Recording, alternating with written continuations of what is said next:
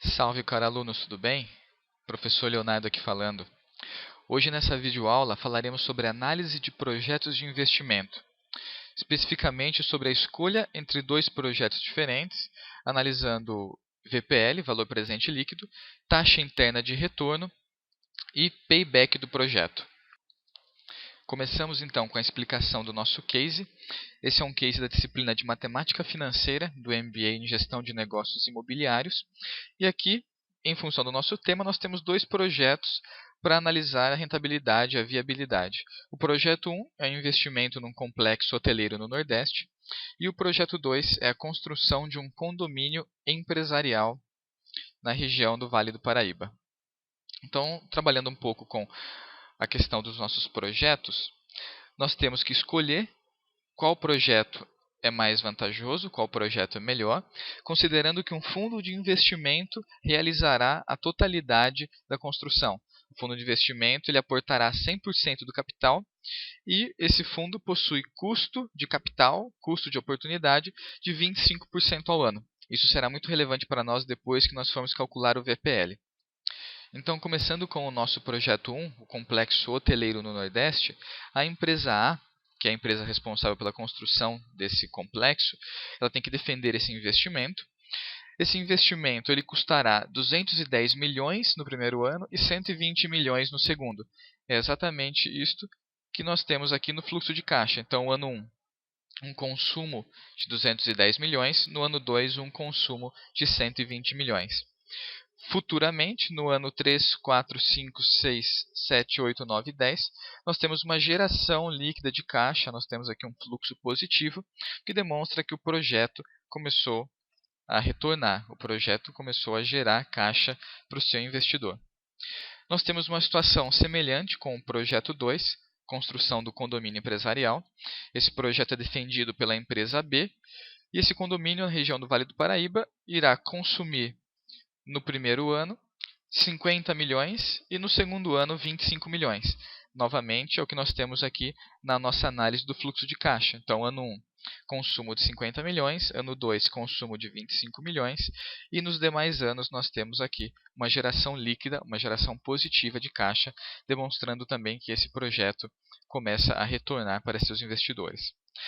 Então, eu peguei essas informações e coloquei no Excel, aqui apenas ressaltando a importância de nós calcularmos com o VPL, Payback e TIR. Então é muito importante que a defesa, o argumento de cada um dos projetos, ele contém a análise quantitativa. Então eu peguei essa informação e coloquei no Excel. Então nós temos projeto 1 e projeto 2 com as suas características de fluxo de caixa. Para realizar a análise, nós temos três ferramentas. Temos a ferramenta do VPL, do valor presente líquido, temos a ferramenta da TIR, da taxa interna de retorno, e temos a ferramenta do payback, que é o tempo necessário para esse projeto retornar. Pensando nessas três ferramentas, o primeiro conceito, o conceito inicial que nós temos que compreender antes de iniciar a nossa análise, é o conceito de fluxo de caixa descontado, o que vem a ser o fluxo de caixa descontado. Iniciando com o nosso conceito de fluxo de caixa descontado, nós temos uma sequência de fluxos de caixa nominais. Então, temos aqui fluxos nominais. Esses fluxos representam, por exemplo, a geração de caixa de um projeto, ou representam a geração de dividendos de um investimento em ações, ou representam a geração de juros de uma aplicação. Enfim, qualquer geração nominal ela pode ser demonstrada numa crescente temporal. Então, aqui nós temos os fluxos nominais. O grande desafio de qualquer análise financeira é nós considerarmos os fluxos a valores presentes. Isso acontece porque o dinheiro possui o que nós chamamos de valor no tempo. Se eu pegar R$100 hoje, R$100 em 2014, e for pegar esses mesmos R$100 daqui 10 anos, em 2023, por exemplo, eu não posso dizer que eles valem o mesmo montante. Eu não posso dizer que R$100 que eu tenho hoje, vou chamar aqui R$100 de 2014, é a mesma coisa dos R$100 de 2023. Eu tenho três fatores que influenciam muito no valor do dinheiro. O primeiro fator é a inflação. Então, se eu considerar uma inflação de 5% ao ano, que seja, eu já tenho uma corrosão no meu poder de compra. Então, R$ 100 que eu tenho em 2014 não vai valer o mesmo do que os R$ 100 que eu vou ter em 2023. Em 2023, os meus produtos estarão muito mais caros e eu não vou conseguir consumir o mesmo que eu consumo hoje com esse dinheiro. Então, eu não posso dizer que R$ 100 em 2014 vale o mesmo que R$ 100 em 2023. Eu tenho a inflação. Além disso, eu tenho custo de oportunidade. Ou seja, se eu pegar R$ 100 hoje, colocar na poupança ou colocar em qualquer título livre de risco, por exemplo, título público, e deixar rendendo durante 10 anos, eu vou ter daqui a 10 anos um valor muito maior do que eu tenho hoje, do que eu teria se eu considerasse os mesmos 100. Fazendo um exemplo, se eu pegasse esses R$ 100 e aplicasse a uma taxa de juros composta de 3% ao ano, durante um período de 10 anos, eu teria R$ 134. Ou seja, se eu não fizesse nada, simplesmente aplicasse esse dinheiro, ele já valeria daqui a 10 anos mais do que ele vale hoje. Eu tenho um custo de oportunidade, eu tenho o rendimento desse dinheiro no intervalo de tempo. E outro fator muito importante, que normalmente nós desconsideramos, mas que ele sempre tem que ser levado em consideração, é o risco da minha aplicação. R$ 100 hoje é muito mais seguro do que R$ 100 daqui a 10 anos. Ninguém garante que daqui a 10 anos eu vou ter esses R$ 100, ninguém garante que daqui a 10 anos eu vou ter essa estrutura monetária, ninguém garante que eu vou ter um Estado nacional. Eu não tenho nenhuma certeza de que daqui a 10 anos eu vou conseguir ter aquele recurso. Então sempre é preferível, se eu puder escolher entre ter um recurso daqui a 10 anos ou tê-lo hoje, é sempre preferível tê-lo hoje. Por isso que quando nós vamos avaliar qualquer projeto de investimento, eu não posso avaliar nos fluxos nominais. Porque R$ 300 que eu tenho em 2023 não valem hoje R$ 300. Isso significa que se eu investir R$ 300 hoje para construir a refinaria e daqui 10 anos essa refinaria for vendida por R$ 300, eu não tive saldo zero, eu tive um saldo negativo. Porque os R$ 300 que eu vendi minha refinaria não valem R$ 300 hoje, valem muito menos. Porque eu tenho inflação, custo de oportunidade e risco. Por isso que quando nós vamos avaliar um projeto de investimento, eu sempre tenho que avaliar com o fluxo de caixa descontado, ou com o que nós chamamos de fluxo a valor presente. Eu pego todos os meus fluxos nominais e trago esses fluxos a valor presente, trago eles ao valor de hoje. Então, os R$ 300 que eu vou ter daqui a 10 anos, quanto que eles valem hoje? É isso que eu vou encontrar com o fluxo descontado. Os R$ 250 daqui a 9 anos, quanto que eles valem hoje, considerando inflação, considerando custo de oportunidade e considerando o risco desse dinheiro. Essa somatória dessas três componentes é o que nós chamamos de taxa de desconto. Então, se eu tiver uma taxa de desconto de 10%, significa que a minha soma de inflação, custo de oportunidade mais risco do capital é igual a 10%. Portanto, se eu utilizar a minha taxa de desconto a 10%, eu quero saber, considerando uma taxa de desconto a 10%, quanto que vale R$ 300 daqui a 10 anos hoje? Qual é o valor presente desses R$ 300 que eu terei daqui a 10 anos? É isso que nós buscamos quando nós calculamos o fluxo de caixa descontado. E o cálculo do fluxo de caixa ele é derivado do conceito de juros compostos. Os juros compostos eles têm o seguinte conceito. Eu tenho um determinado montante de capital, eu tenho o que nós chamamos de montante inicial, que é a minha aplicação. Eu vou aplicar esse montante durante um intervalo de tempo, durante um conjunto de períodos, e ao final da minha aplicação eu terei o meu montante final, eu terei o meu saldo final. Esse é o conceito básico de juros compostos, é isso que nós temos quando nós falamos de aplicações. E depende muito da minha taxa e do meu montante e do período que ele fica aplicado. A fórmula para os juros compostos, essa fórmula ela é relativamente simples. Ela diz o seguinte: o meu montante final, o que eu vou ter daqui a um determinado período de tempo, é igual ao meu montante inicial vezes A1 mais a minha taxa de juros compostos aqui, mais a minha taxa de juros, elevado a N, que é o número de intervalos. Por exemplo, se eu tiver uma taxa de juros de 10% ao ano, durante 10 anos, eu vou ter 1 mais 10% elevado a 10 aqui, que é o meu período de 10 anos. Então, temos um exemplo prático para encontrar qual o montante final de uma aplicação de R$1.000. Então, tenho meu montante inicial aqui, 1.000, a juros compostos de 10% ao ano. Os juros compostos a 10% ao ano significa que a minha capitalização dele é anual a uma taxa de 10%. Então, ao final do meu primeiro ano, eu vou ter R$1.000 vezes 1 mais 10%. Então, ao final do meu período 1, ao final do ano 1, eu vou ter 1.100. Aí, eu tenho uma capitalização no próximo ano. Eu pego o que terminou o meu período 1 e aplico isso também a 10% ao ano. Portanto, ao final do ano 2, eu vou ter 1.210. Lembrando que aqui a minha capitalização ela é anual, a 10% ao ano. Aí no ano 3, eu pego o meu montante final do ano 2 e aplico também a 10%. Então, faço 1 mais 10%.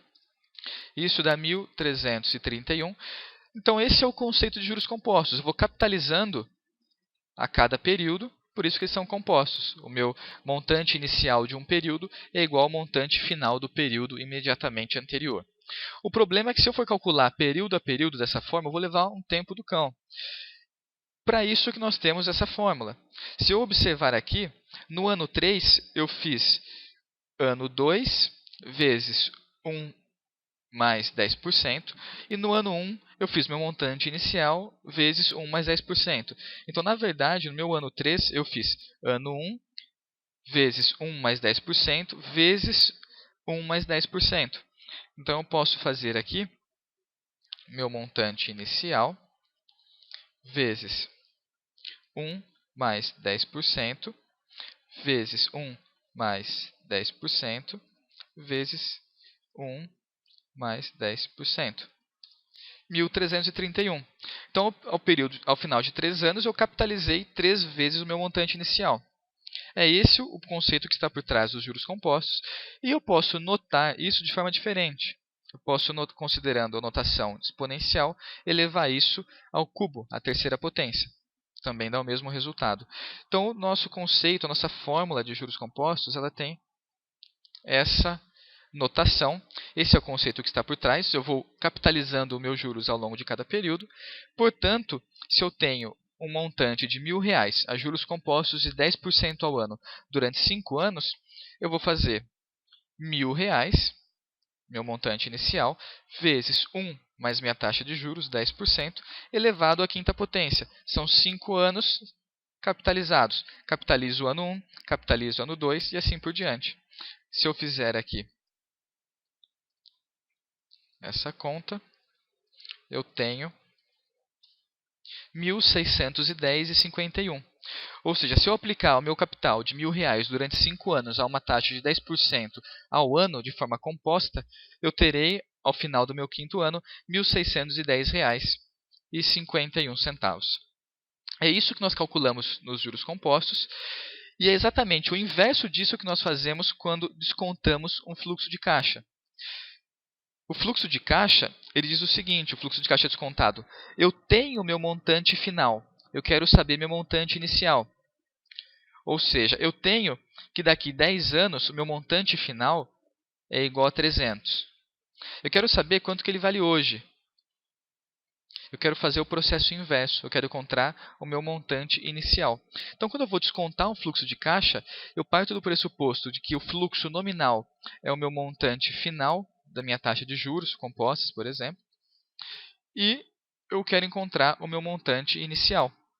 Portanto, se o meu fluxo, que é o meu montante final, meu fluxo nominal, é igual ao meu montante inicial, meu fluxo descontado, vezes 1 mais a taxa elevado a n, essa é exatamente a nossa fórmula dos juros compostos, e eu quero encontrar o meu montante inicial, eu simplesmente vou pegar e jogar o nosso 1 mais a taxa elevado a n, esse pedaço da fórmula, para o outro lado. Ele está multiplicando, eu passo para lá dividindo.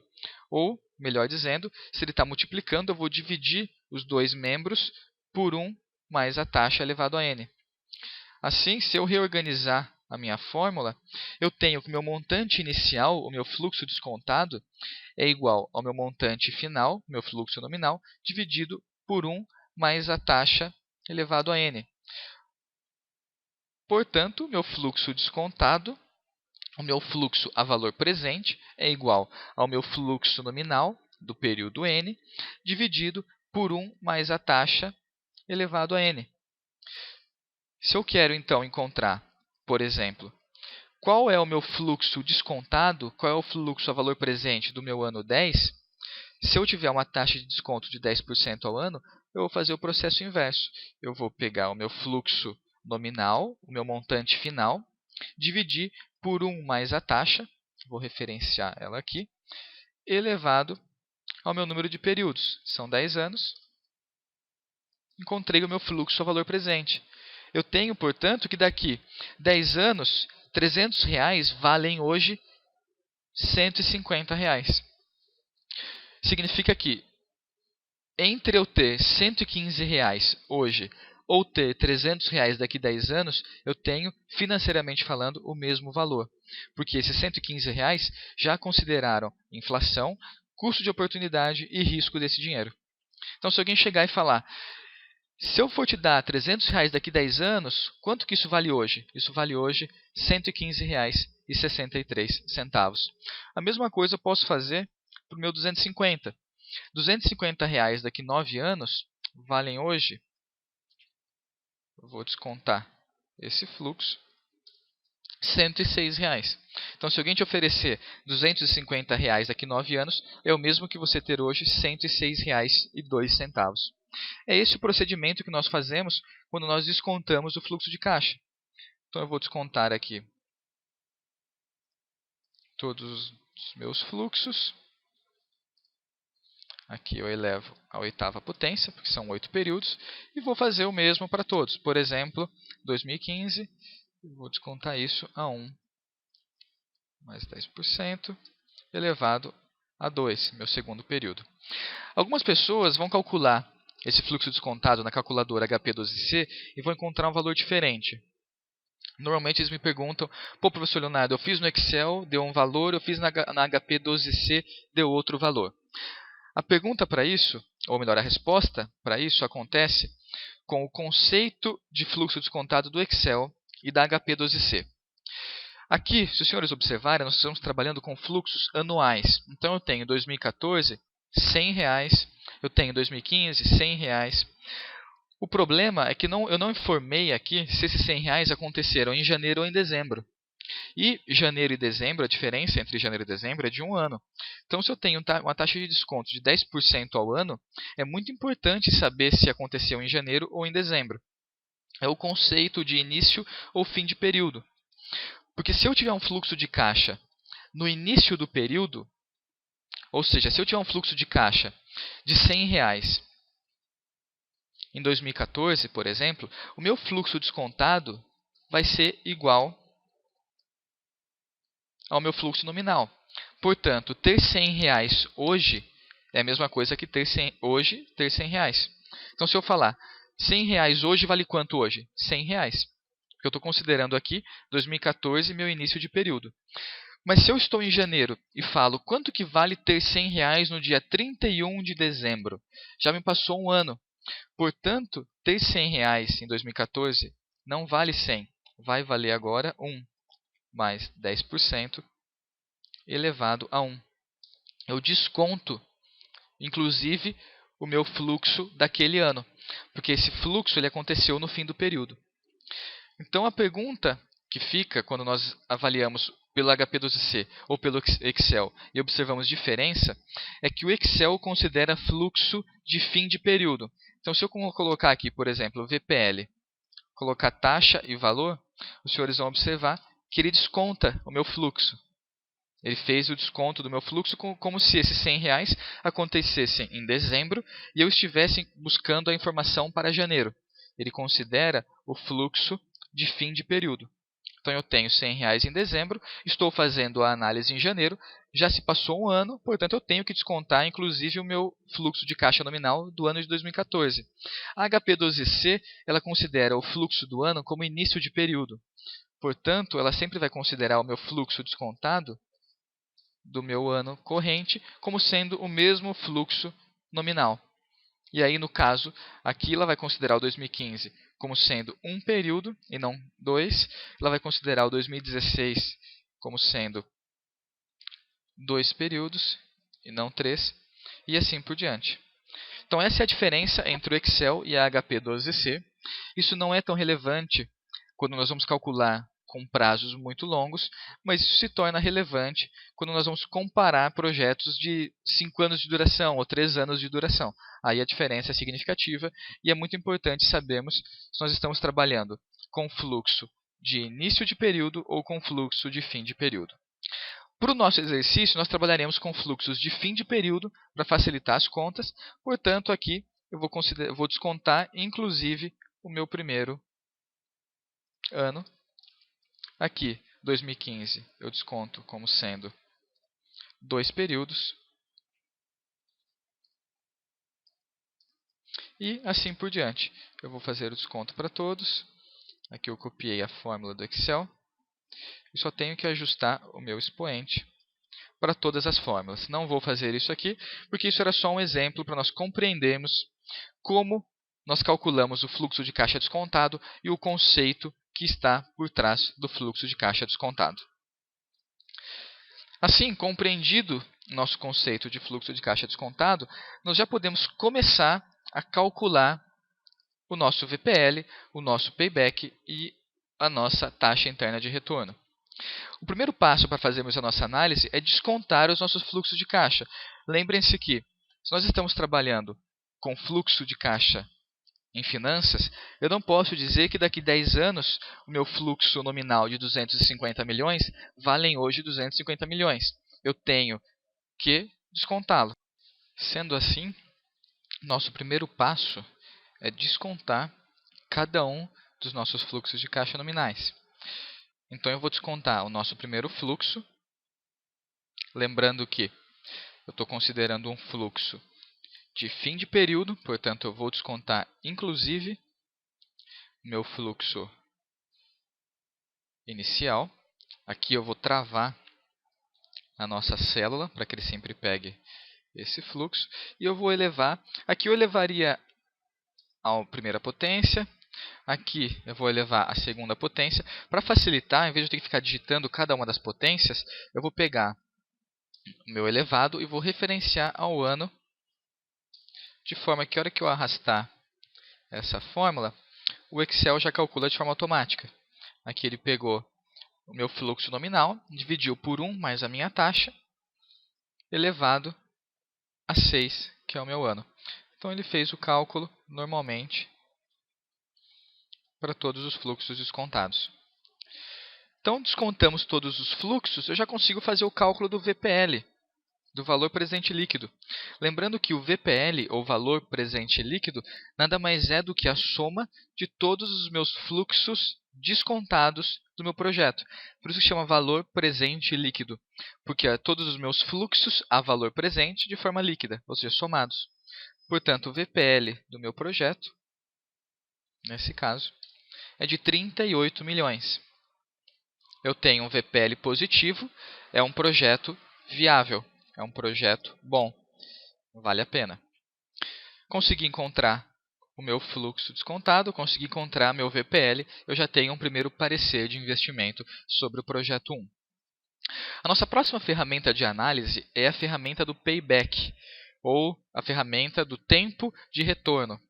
A ferramenta do payback nos diz qual que é o tempo necessário para que o projeto se pague.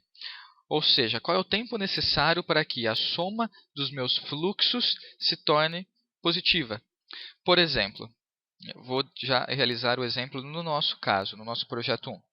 Essa empresa fez um investimento. Ela gastou 210 milhões no primeiro ano. Já fez o desembolso. No segundo ano, ela gastou mais 120. Ou seja, até agora, no final do segundo ano, ela gastou 110 mais 120. Ela tem um saldo acumulado de gastos aqui de 330. No terceiro ano, ela já teve um resultado positivo. Portanto, ela amortizou um pouco desse gasto com o fluxo de caixa. Chegamos aqui a 305. E para o ano 4, ela tem 305, mais o que ela recebeu, e assim por diante. Os senhores perceberão, então, que a partir de um determinado momento, essa soma acumulada se torna positiva. Desta forma, os senhores verão que ao final do ano 6, essa empresa conseguiu ter um saldo acumulado positivo. Significa que tudo que ela recebeu nesse período superou tudo que ela gastou. Ou seja, ela gastou 330 e ela recebeu aqui 450. Aí a pergunta seria, qual é o payback? Qual é o tempo de payback? Observe que nós demoramos aqui 1 ano, 2 anos, 3 anos, 4 anos, 5 anos. No final do quinto ano, a soma ainda estava negativa. Então, ao final do quinto ano, essa soma ainda estava negativa. Ao final do sexto ano, essa soma estava positiva. Então, não foram necessários 6 anos. Eu precisei de 5 anos e alguns meses. Ou seja, eu demorei 5 anos, mais alguns meses do sexto ano, mas não chegou a completar 6 anos. Portanto, o meu payback simples foi de 5 anos e alguns meses. Vou até deixar aqui como 5 anos mais alguns meses. Então, esse é o meu cálculo do payback simples. Eu encontrei o tempo que meu projeto levou para se pagar, ou seja, o tempo necessário para que os fluxos positivos superassem os fluxos negativos. O problema do payback simples é o mesmo problema que nós enfrentamos com os fluxos nominais. O payback simples, se os senhores observaram, eu considerei todos os fluxos nominais. Só que nós sabemos que nossos fluxos não devem ser considerados em valores nominais porque o dinheiro possui valor no tempo. Eu tenho inflação, custo de oportunidade e risco. Por isso que nós temos o conceito de payback descontado, que é um conceito idêntico ao conceito de payback simples, só que eu considero agora os meus fluxos descontados, os meus fluxos a valor presente. Portanto, eu vou considerar novamente o meu gasto inicial. Aí, ao final do ano 2, eu tenho o que eu gastei no ano 1, mais o que eu gastei no ano 2. Tenho um saldo negativo de 245, só que no ano 3 eu amortizo esse saldo. E assim por diante, eu vou copiar e colar, que o Excel já faz automaticamente para nós a conta.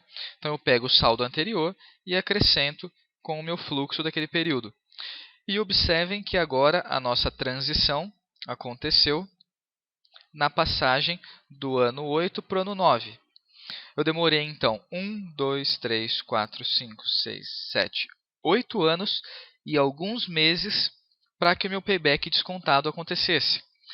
Não foram 9 meses, porque ao final do nono ano eu já tenho um fluxo positivo. Isso significa que ao longo do meu nono ano, esse payback ele aconteceu. Portanto, foram 8 anos e alguns meses. Esse é o meu tempo de payback descontado. Vou até deletar aqui e deixar o payback na parte de baixo. Então, esse é o payback simples, esse é o payback descontado. O payback não nos dá uma informação para tomada de decisão certeira, como é o VPL, por exemplo, que diz que o projeto é viável ou inviável. Mas o payback nos dá uma noção, nos dá um norte do tempo que esse projeto tem que ficar em operação. Se porventura alguém chegar e falar, bom, esse projeto vai ficar somente 3 anos em operação, com certeza já é um projeto inviável.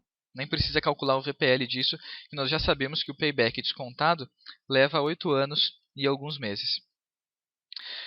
Então, nós temos agora informação do VPL, temos informação de payback e vamos para o nosso último indicador, que é o indicador da TIR, da taxa interna de retorno, que também é um indicador muito importante para a tomada de decisão.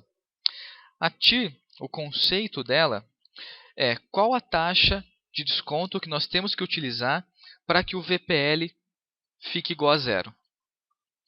O que nós fizemos para encontrar um VPL? Descontamos todos os fluxos e somamos. Nós tivemos aqui um VPL positivo. Isso aconteceu porque há uma taxa de desconto de 25%, os nossos fluxos descontados ficaram positivos.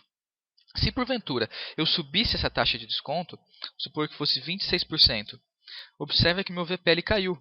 Na hora que eu descontei os meus fluxos a uma taxa maior, os meus fluxos mais do futuro ficaram valendo menos.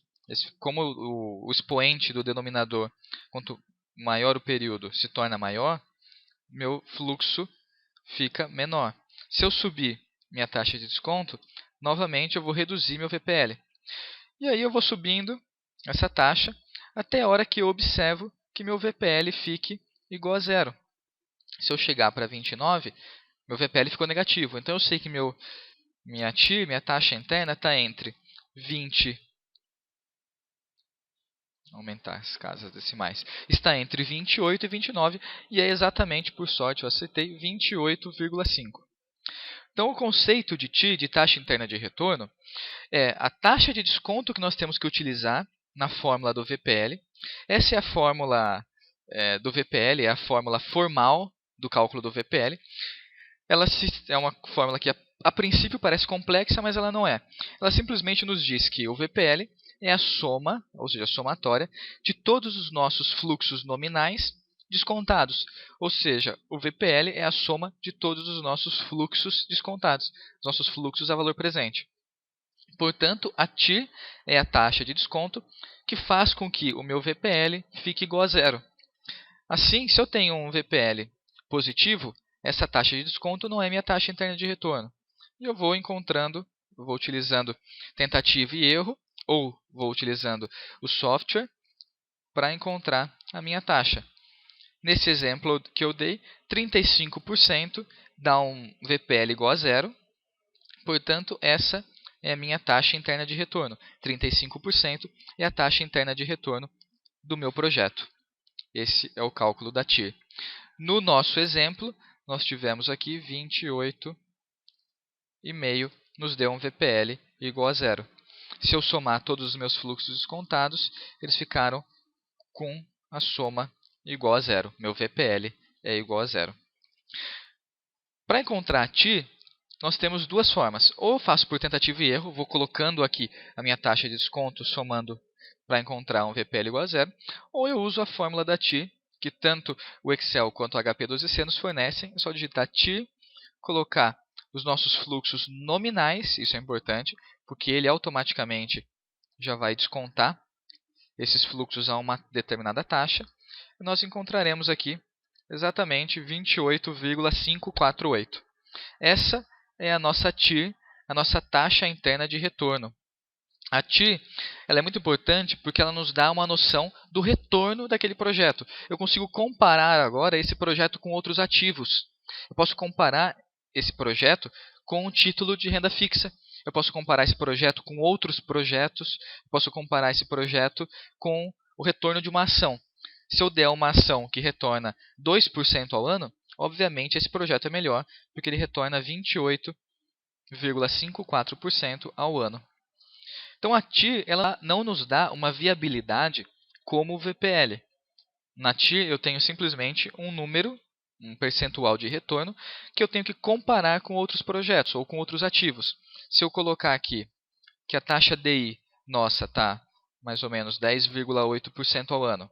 Se eu colocar que uma carteira de ações altamente agressiva nos dá em torno de 18 a 20% ao ano, eu posso falar que esse projeto é um projeto viável, é um projeto bom, porque ele tem uma taxa de retorno maior do que as principais carteiras do mercado. Então essas são as três ferramentas que nós temos para avaliar um projeto, mas não era só a avaliação que nós queríamos. Nós perguntamos no nosso case qual projeto era melhor. Então eu vou replicar toda essa nossa análise que eu fiz para o projeto 1 para o projeto 2. Eu não vou repetir passo a passo, eu vou colocando aqui as fórmulas de forma automática para que os senhores apenas acompanhem. Então eu vou descontar o meu fluxo, lembrando que o descontar dele é o fluxo nominal, dividido por 1 mais a nossa taxa de desconto. Aqui eu travo, elevo ao nosso período. Vou copiar e colar, nosso Excel faz tudo. Payback simples, eu quero encontrar o tempo, portanto eu vou só encontrar a somatória dos meus fluxos nominais. Observo o momento que eles se tornam positivos. Aqui foi na passagem do ano 5 para o ano 6. Portanto, ele precisou de 1, 2, 3, 4, 5 anos e alguns meses. 5 anos e alguns meses para se pagar. Payback descontado, eu vou fazer a mesma coisa, mas eu farei com os fluxos descontados. Então, eu vou acumulando os meus fluxos até a hora que o meu projeto apresenta um resultado positivo. Aqui foi na passagem do ano 7 para o ano 8. Portanto, aqui nós levamos 7 anos e alguns meses para o projeto retornar. Foi um payback mais curto do que o nosso projeto 1. Então, a gente já pode olhar que o payback descontado, que é a nossa principal indicação de tempo, ela é menor para o nosso projeto 2. Isso mostra que o projeto 2 ele tende a ser um pouco melhor. Vou calcular aqui o VPL. Lembrando que o VPL é só a soma dos nossos fluxos descontados. Aqui nós tivemos um VPL também viável. Ele é positivo, mas observem que ele é menor do que o nosso VPL do projeto 1. Então, projeto 1 eu tenho 38 milhões, projeto 2, 32 milhões. Significa que o nosso projeto 2 ele é um projeto menor. Ele é um projeto que gera menos caixa para a empresa. Mas não é só caixa que interessa, nós temos que avaliar o retorno também. Portanto, eu vou calcular a TIR desse projeto. Lembrando que a TIR eu pego os fluxos nominais e nos dá 36%. Se eu comparar com o nosso projeto 1, eu tenho que o nosso projeto 1 nos dá 28 e o projeto 2, 36. Ou seja, eu vou fazer aqui uma análise consolidando os nossos indicadores. Então, eu tenho VPL, Payback descontado e tenho TIR. No VPL, o projeto 1 saiu vencedor, ele foi um projeto maior. No Payback descontado, o projeto 2 foi vencedor. E na TIR, o projeto 2 foi vencedor.